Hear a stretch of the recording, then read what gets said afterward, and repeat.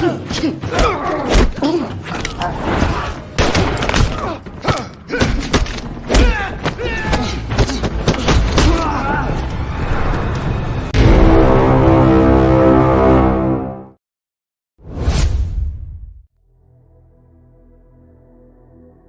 awal film, kita diperlihatkan dua orang polisi yang sedang mengejar seorang penjahat. Namun sayangnya dalam pengejaran tersebut satu polisi di sana harus tertembak. Sementara penjahat yang dikejarnya berhasil kabur. Terlihat si penjahat juga telah menembak salah satu warga sipil yang kebetulan ada di sana. Diberitahu kalau polisi yang tertembak ini bernama Cody, dan polisi yang selamat bernama Mason.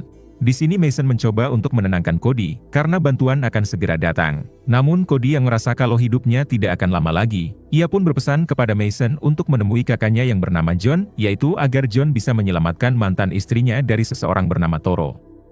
Mendengar hal tersebut Mason berjanji kalau dia akan menyampaikan itu semua kepada John.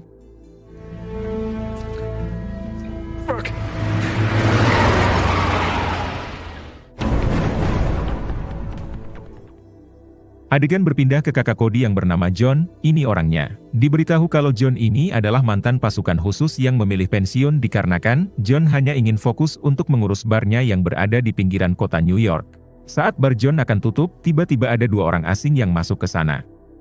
Orang itu mengatakan kalau mereka akan membeli bar John dengan harga berapapun. Namun John yang tidak berniat menjual bar tersebut, ia pun menolaknya. Hal itu tentu membuat mereka menjadi kesal. Kemudian mereka malah rasis dengan menghina warna kulit John. Bahkan mereka juga mengancam jika John tak mau menjual barnya, maka mereka akan menghabisi John saat ini juga. Mendengar hal tersebut John menjadi emosi dan pertarungan pun tak terhindarkan.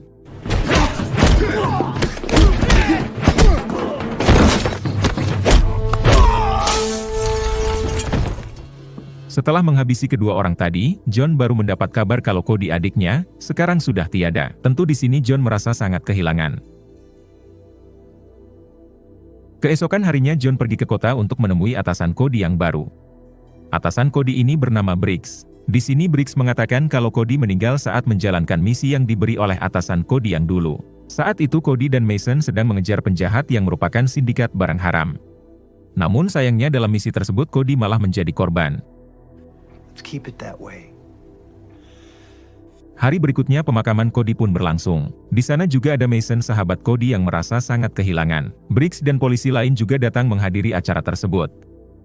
Ini dia mantan istri Cody yang bernama Lacey. Saat hendak pergi, terlihat Lacey yang dikawal oleh beberapa orang. Kembali ke John yang saat ini dihampiri oleh sahabat Cody yang bernama Vali. Di sini Vali mengatakan kalau kematian Cody pasti ada hubungan dengan informannya sendiri. Karena saat informan Cody tertangkap oleh para sindikat yang dipimpin oleh Toro, Cody menjadi incaran mereka.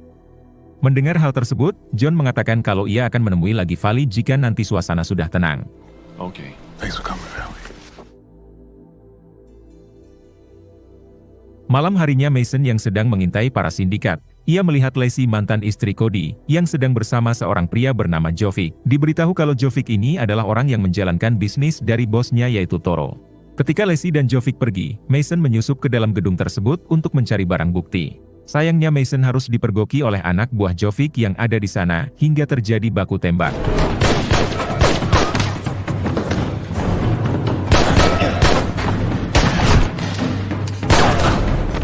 Beruntung saat ini Mason berhasil selamat. Adegan berpindah ke rumah Vali sahabat Cody, yang tadi mengobrol bersama John. Di sini Vali kedatangan tamu yang langsung menghabisi semua keluarga Vali termasuk Vali.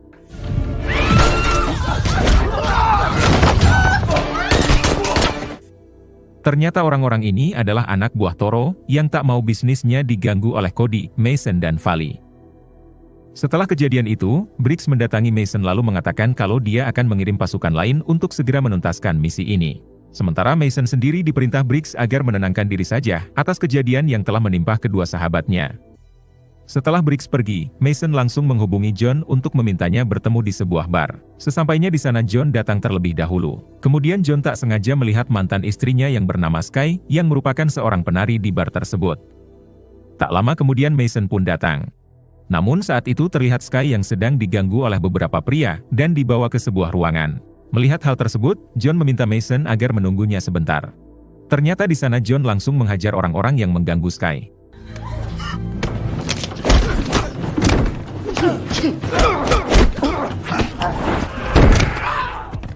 Setelah menghajar mereka, John meminta Sky untuk segera pulang. Kemudian John mendatangi Mason. Di sini Mason memberitahu kalau dirinya, Cody dan Vali sedang mengusut kasus yang diketuai oleh Toro. Toro adalah orang misterius yang menjalankan bisnisnya melalui tangan kanannya yang bernama Jovic. Jovic sendiri adalah orang yang telah menghabisi Cody. Sebelum Cody meninggal, ia juga sering diserang oleh orang tak dikenal. Semua kejahatan Jovic hanya diketahui oleh Cody dan Vali yang kini sudah meninggal, sehingga Mason tidak bisa berbuat apa-apa. Kemudian John bertanya di mana ia bisa menemui Jovic. Mason menjawab kalau Jovic ada di belakang. Ternyata bar ini salah satu milik Jovic. Jovic selalu datang ke bar ini setiap hari Senin dan Kamis untuk mengecek para penari baru. Para penari baru itu juga dijadikan sebagai kurir untuk mengirim barang haram kepada Toro. I hope you have better luck finding what he left than I did. Listen, Peg. See you. Saat Mason hendak pulang, tiba-tiba ia dihadang beberapa orang untuk dihabisi.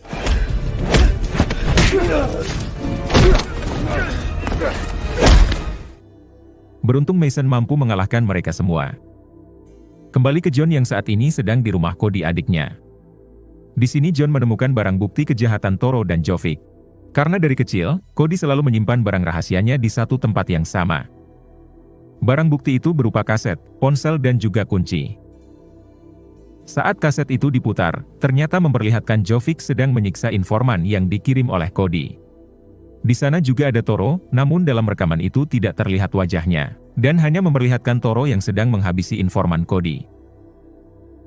John juga membuka ponsel Cody dan melihat sebuah video Cody yang mengatakan kalau Cody sedang diincar oleh sindikat Toro, yaitu karena Cody telah berhasil menyita uang Toro sejumlah 5 juta euro yang ia simpan di suatu tempat. Sedangkan kunci itulah yang bisa digunakan untuk membuka brankasnya. Di sisi lain Sky yang sedang bersama temannya, tiba-tiba ia dihampiri oleh Jovic dan anak buahnya. Di sini Jovic bertanya siapakah orang yang tadi menghajar anak buah Jovic ketika di bar. Teman Sky pun menjawab kalau orang itu hanyalah pelanggan. Namun Jovic yang tidak percaya, saat itu juga ia langsung menampar temannya Sky. Dengan berani si teman Sky menampar balik Jovic, lalu mereka kabur dari sana. Jovic pun mengutus anak buahnya untuk menangkap mereka berdua. Keesokan harinya John yang masih berada di rumah Cody, ia kedatangan seseorang. Di sini John langsung melumpuhkan orang tersebut, yang ternyata adalah Mason. John langsung meminta maaf dan menyuruh Mason untuk duduk di kursi. Di sana John menceritakan dan memperlihatkan apa yang telah ia temukan, yaitu semua barang bukti atas kejahatan Toro dan Jovic. Namun sayangnya di sini mereka belum tahu siapa sosok Toro sebenarnya. Kemudian mereka berdua memutuskan untuk menemui mantan istri Cody yaitu Lacey. Karena Mason pernah melihat Lacey bersama Jovic yang sepertinya akrab. Ketika menemui Lacey, John langsung menanyakan tentang keterlibatan dirinya dengan Jovic dan Toro. Kemudian Lacey bercerita, kalau dulu dirinya tiba-tiba dihampiri oleh anak buah Toro. Mereka meminta Lacey agar mengumpulkan wanita yang sedang membutuhkan pekerjaan. Ternyata para wanita itu malah dijadikan penari dan kurir barang haram. Mengetahui hal tersebut Lacey jelas menolak. Namun mereka mengancam akan menghabisi Cody dan adik Lacey jika tidak menurutinya. Bahkan mereka juga memaksa Lacey untuk menceraikan Cody. Hingga Lacey yang saat itu tidak punya pilihan, dengan terpaksa menuruti semua keinginan mereka. Setelah itu John mendapat kiriman video dari nomor Sky mantan istrinya. Ketika dibuka, video itu memperlihatkan Sky bersama temannya sedang disiksa lalu dihabisi oleh Jovic. Tanpa menunggu lama John pun langsung mendatangi bar milik Jovic untuk mencarinya. Di sana tangan kanan Jovic bersumpah kalau ia tidak mengetahui keberadaan Jovic sekarang. Namun John terus saja menghajarnya. Beberapa penjaga di sana juga mencoba melawan John. Namun tidak ada satupun yang berhasil mengalahkan John.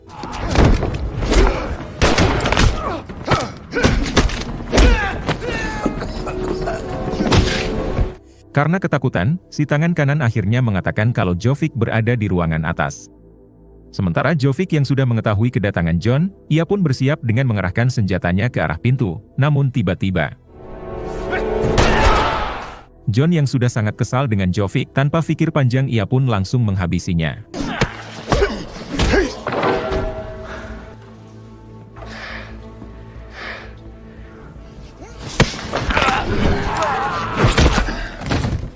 Setelah itu John menanyakan kepada tangan kanan Jovic yang ternyata masih hidup tentang siapakah Toro. Si tangan kanan menjawab kalau dirinya sering bertemu Toro.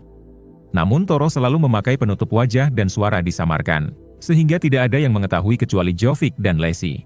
Mendengar hal itu John langsung mendatangi Lacey, diantar oleh si tangan kanan Jovic yang terluka. Di sini John meminta Lacey untuk menyampaikan pesan kepada Toro, kalau ia ingin bertemu langsung dengan Toro di sebuah kastil kuno yang berada di kota ini. Di sana John bersedia untuk menyerahkan uang 5 juta euro yang dulu sempat disita oleh Cody. Yaitu dengan syarat Toro harus melepaskan Lacey. Setelah itu, John pun mendatangi kantor Briggs untuk meminta bantuannya. John mengatakan kalau ia meminta pasukan Briggs untuk melindungi John ketika John bertemu dengan Toro. Namun sayangnya Briggs tidak bisa melakukan hal tersebut karena sekarang John hanya warga sipil, bukan lagi pasukan khusus. Briggs meminta John agar menyerahkan kasusnya kepada pihak berwajib saja. Arnold, I just need your help. It's impossible. Kemudian John pun menemui Mason dan langsung mengatakan kalau Briggs tidak mau membantunya. Sekarang John hanya bisa mengandalkan Mason, itu pun jika Mason bersedia. Mason yang sangat membenci Toro, tentu ia mau membantu John. It's just you and me, so yeah, I'm down. Sebelum bertemu dengan Toro, mereka pun menyiapkan beberapa jebakan untuk pasukan Toro. Malam harinya, Toro pun datang dengan beberapa pasukan. Terlihat mereka yang sengaja berpencar ke beberapa sudut untuk mengepung John dan Mason. Mason sendiri sengaja berada di atas gedung agar lebih mudah menghabisi mereka. Kemudian Toro pun keluar dari mobil bersama anak buahnya yang sangat banyak. Di sini Toro terus memanggil nama John agar keluar, sambil menyandra Lacey. Sedangkan Mason yang sudah bersiap akan menembak Toro, malah gagal ketika anak buah Toro menginjak jebakan yang dibuat John dan Mason tadi. Sehingga pada saat itu juga terjadi peperangan antara mereka.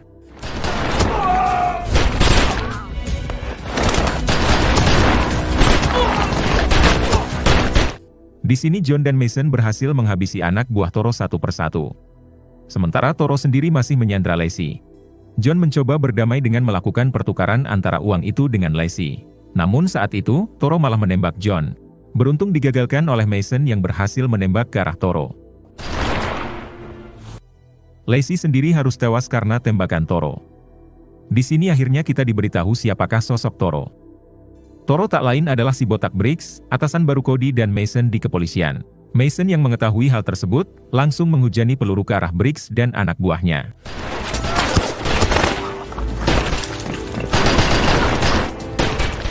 Namun Briggs dan satu anak buahnya berhasil naik ke atas. Di sini John pun mengejar Briggs, namun sayangnya ia malah ditodong oleh Briggs. Briggs pun meminta John untuk menjatuhkan senjatanya ke lubang yang ada di sana.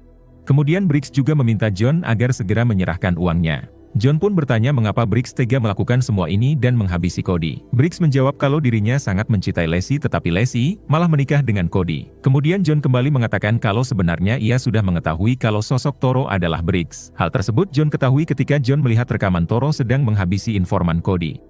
Kala itu Briggs mengeluarkan pistol dengan seri 1911 bergagang mutiara. Sama persis dengan pistol yang John lihat ketika berada di kantor Briggs. Berpindah ke Mason yang saat ini berhadapan dengan seseorang yang ternyata rekannya sendiri di kepolisian.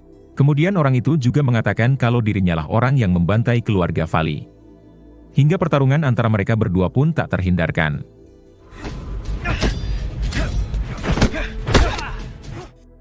Kembali ke Briggs yang menembakkan pistolnya ke arah John sampai tersungkur.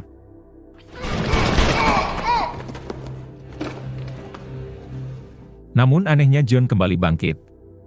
Briggs pun kebingungan kenapa John bisa sekuat itu, dan ia pun langsung menembakkan lagi pistolnya. Namun lagi-lagi John kembali bangkit. Hal itu ternyata saat kemarin John ke kantor Briggs, ia menukar peluru pistol Briggs dengan peluru palsu.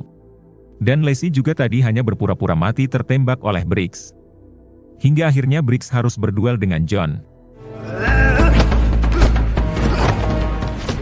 Berpindah ke Mason yang masih berduel dengan anak buah Briggs.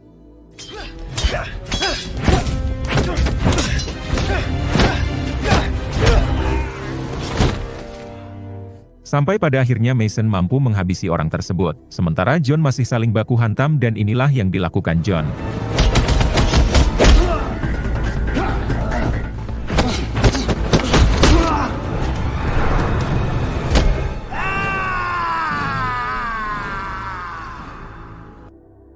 Beberapa minggu kemudian terlihat John yang mendatangi sebuah kafe. Yang ternyata kafe tersebut adalah milik Lacey. Terlihat Mason juga ada di sana namun ia menunggu di luar. Saat itu John langsung memesan kopi kepada Lacey. Terlihat sekarang Lacey juga yang sudah mengganti nama menjadi Adina yaitu nama belakang Cody. That's good. I'll be right back with your coffee. Ketika Lacey mengantarkan kopi pesanan John, ternyata John sudah keluar. Di sini John hanya meninggalkan koper yang isinya beberapa euro dan sebuah kunci. Kita tahu, kalau kunci tersebut adalah kunci brankas yang di dalamnya ada uang sebesar 5 juta euro yang kini disimpan di rumah Lacey. Setelah itu terlihat John yang sedang berbincang dengan Mason. John sangat berterima kasih kepada Mason karena telah membantunya. Namun Mason malah mengatakan kalau seharusnya dirinya lah yang berterima kasih kepada John. Karena berkat John, kini Mason diangkat menjadi kepala polisi di kantornya. Kemudian film pun tamat.